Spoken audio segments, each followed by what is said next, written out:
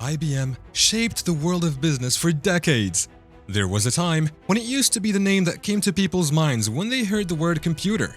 IBM, or International Business Machines, earned a reputation for itself by providing cutting-edge technology to the world, which gave many businesses the opportunity to do things that they never thought were possible. But, as they say, good things don't last forever. IBM faced one of the most monumental business collapses the world has ever seen. The crisis was a threat to the very existence of IBM. But, how did this happen? How did a company that introduced and dominated the world of personal computers fail so miserably? How did a technology corporation that was at the head of the pack shrink so much? Let's see what went wrong that made this powerhouse of technology lose its ground, and how it still managed to keep itself alive. So, let's start with the rise. Creating computers is considered one of the biggest achievements of this company, but the history of IBM goes back to the time when computers were not even a remote possibility. IBM came into existence after the merger of 4 companies that existed as far back as the 1880s. These 4 companies included Tabulating Machine Company, which was the first company to produce punch card-based data processing equipment, Bundy Manufacturing Company, which was the first to manufacture clocks, Computing Scale Company of America, and the 4th was International Time Recording Company.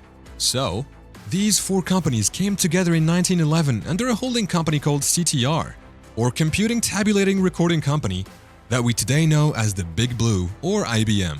Thomas Watson became the president of the company in 1915, and the name was changed from CTR to IBM in 1924. From there, IBM created products like the first subtracting calculator and the PA system and saw sustained growth. In the middle of the 1940s, IBM was recognized by everyone as a company that created cutting-edge computer technologies. Watson promoted the idea of consistently testing new limits and coming up with new ideas. He once stated that the company was able to move ahead because there were people who were willing to take chances and try something new. During the 1950s, computers were not used at home. They were mainly used in offices, but IBM changed that. While they still maintained their business-to-business model and sold computers to companies like NASA, IBM also started to focus on bringing computers into households. In the 1970s, IBM dominated the computer industry and produced 60 to 70% of all business computers. Things were going well for the company, and IBM was expected to have huge success in the 1980s. But things did not go as planned, and it was at risk of shutting down. The fall. There are various reasons that are responsible for the fall of IBM. Let's discuss a few of them. Couldn't keep up with the intense competition. The problem began when IBM could not handle the competition in the personal computer market. IBM controlled almost 70% of the computer market, and it was supposed to be smooth sailing for IBM. But that changed very quickly when multiple companies like Aspon, Apple, Commodore, and more entered the market. It was not that the IBM PC was not impressive. It was actually good for that time. With its 16KB RAM, 2 floppy drives, and 16-bit CPU. But IBM failed to anticipate the demand for the PC, and the competitors did not miss that chance. As the competition grew in the PC industry, the prices got lower, and soon IBM was no longer controlling the flow and changes of the PC market. Instead, the company was always 1 or 2 steps behind, and they were just reacting to the changes in the market. IBM's personal computers were of high quality, but high quality also meant higher prices, which made their product more expensive as compared to their competitors. On top of that, the profits were minimal. As a result of all these factors, the company that had 70% share of the PC market was only left with 20% in 1992. Slow to action. IBM's inability to move quickly became the cause for its losses more than once. The company has a business model according to which it develops a business, makes some profit, then either decides itself or is sometimes forced by its competitors to move on to something else that could be considered the next best thing. This business model may give them the liberty to be innovative, but it was not a very good model for a company like IBM. Why? Simply because there was always a lot of friction among executives about choosing a particular market. It can take a lot of time for large businesses to make decisions like that, but the clock is always ticking. Once they reach a decision, learning about the market will also take time, especially if they are diving into a market that is unknown to them. After the market research is done, they spend time researching and prototyping the product or service. Once they are done with all these procedures, they can enter the market. But by now, several smaller companies with similar ideas may have already flooded the market. This is how IBM ended up investing a lot of money in something that could have provided them with nice profits. But because of their slow pace of getting started in the market, competitors snatched IBM's customers right from under their noses. Problem with partners. IBM had a great advantage as they had some really good partners like Microsoft, but IBM made several mistakes when it came to its partners. For example, Microsoft used to provide the operating system called MS-DOS for IBM's early computers. But when the time came to develop a new operating system for the computers, these two companies had difficulty coming to an agreement. This was when Microsoft had already released its first version of Windows. Instead of using Windows, IBM insisted on developing new software and then ended up developing OS/2 on its own. This decision soured the relationship between IBM and Microsoft, and it is considered one of the biggest mistakes in the business world ever. Creating OS/2 on its own ended up costing IBM $125 million per year.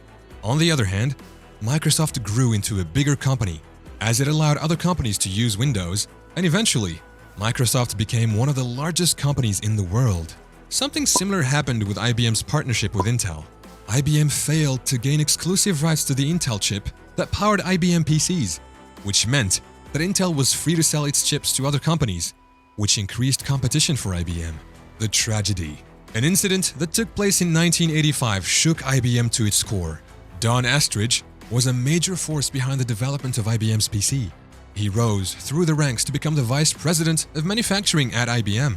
In 1985, Delta Flight 191 fatally crashed at Dallas-Fort Worth International Airport, which killed Don Estridge.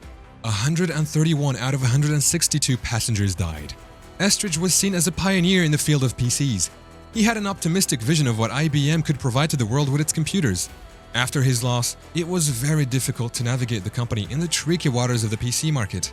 We can never know how he would have solved the company's problems, but this much is certain, that he would have been an important contributor to innovation and creative solutions. In 1993, IBM announced a massive loss of $14.2 billion for the 1992 fiscal year. It was a near-death experience for IBM. To put that into perspective, that is equivalent to the GDP of Brunei. Watson. IBM launched Watson in 2010. The company described it as a supercomputer that could answer questions and solve all sorts of problems. IBM spent millions of dollars on promoting Watson as an asset that would help hospitals, factories, offices, and farms. IBM created television ads that featured Serena Williams and Bob Dylan chatting friendly with Watson. To prove Watson's intelligence, IBM pitted Watson against Ken Jennings in a match of Jeopardy, and Watson defeated Jennings. After that, Watson almost became synonymous with AI, but there was a catch. You see, Watson was engineered primarily for that show. It was not an all-purpose answering machine that could take on the commercial world. So when businesses started to buy Watson, they realized that it was just a waste of money. This had a negative impact on the reputation of IBM, but the company is still working on its AI supercomputer. So, after all these failures, how is IBM still alive? Today, when we talk about giant tech companies, we think about Google, Microsoft, or Apple, and we often forget about IBM. But it is very much alive even today. Even though IBM faced many failures, the company has got other things going for it. IBM flourished under the leadership of Louis Gerstner, who wanted to reinvent the company and return IBM back to its roots, back to being a B2B company. According to analysts, Gerstner increased the company's market capitalization from $29 billion to a jaw-dropping $168 billion. IBM earns through 4 business segments: software, infrastructure, consulting, and financing. IBM's software segment generates about 40% of its revenue, while consulting and infrastructure account for 31% and 25%, respectively. Innovation has always been a part of IBM's identity, and IBM files around 10,000 patents every year, which is statistically 25 to 30 per day. These patents are an important marker that tells us how innovative IBM is. IBM also owns several companies, which include Cognos, SoftLayer Technologies, and Red Hat. IBM acquired Red Hat in 2019 for $34 billion, and it was one of the biggest acquisitions in history. It was the biggest move IBM has made in decades to keep itself relevant and profitable. IBM has century-old history. They have survived for a long time. But that does not mean that the company is out of the woods. It still faces several challenges, such as supply chain integration and slow progress in the cloud computing division. IBM was very late to enter cloud services. On top of that, it also has to compete with already established names like Google and Microsoft in cloud services. The success of any company cannot be guaranteed. And in order for IBM to survive, it must address the challenges and improve itself. Do you think IBM will sustain its success, or will it once again go through a downfall? Comment below.